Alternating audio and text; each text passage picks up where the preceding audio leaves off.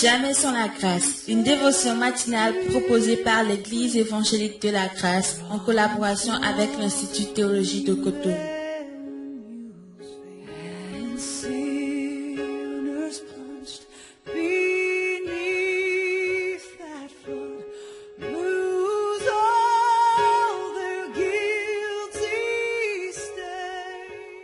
Une nouvelle journée, une nouvelle provision. Donc c'est Pasteur Yohan Pep de l'Église de la Grâce de Montpellier. Et pour cette nouvelle dévotion, je voudrais continuer notre série sur l'adoration. Et puis nous sommes toujours dans la série sur les autels. On a vu hier l'autel concernant Seth qui signifiait la grâce de Dieu qui compense, qui met à la place la mort, le péché, les échecs, la provision de Dieu, la solution de Dieu. Et ce matin, nous allons voir un autre autel révélé dans l'Écriture, dans Genèse 6, verset 9.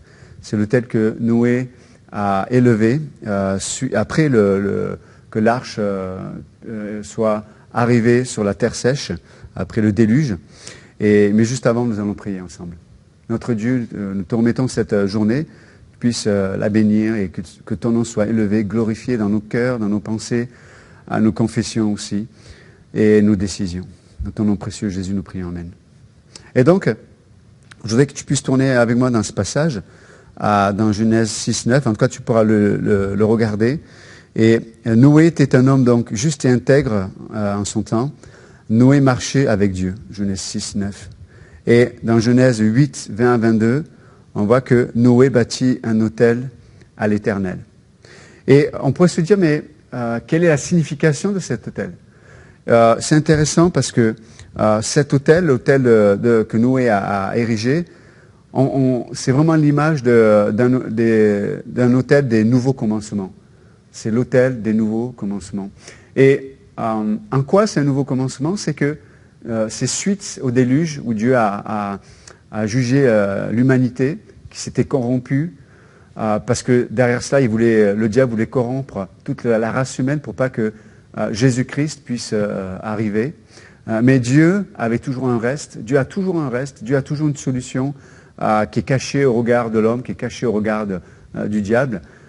Et ce qui est intéressant, c'est que cet autel signifie vraiment l'adoration d'un Dieu dont la miséricorde surpasse toujours le jugement.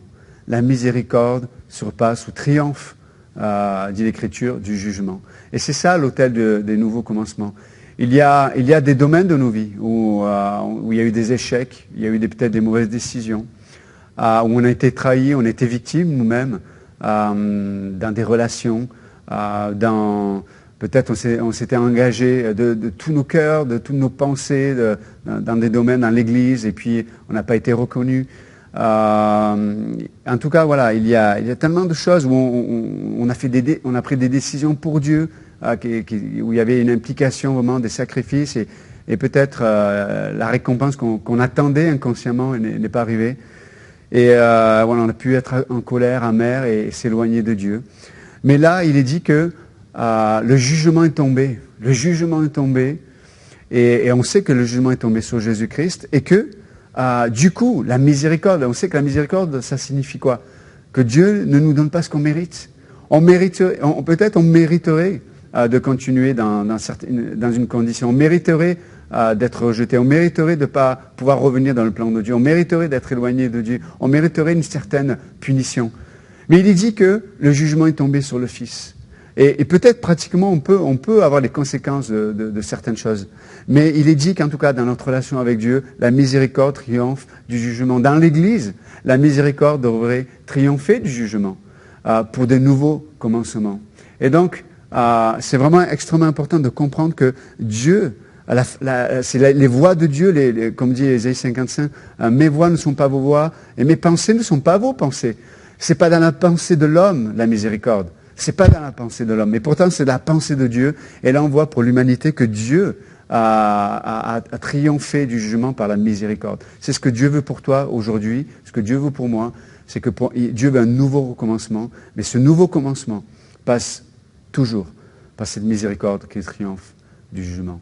Sois béni et bonne journée.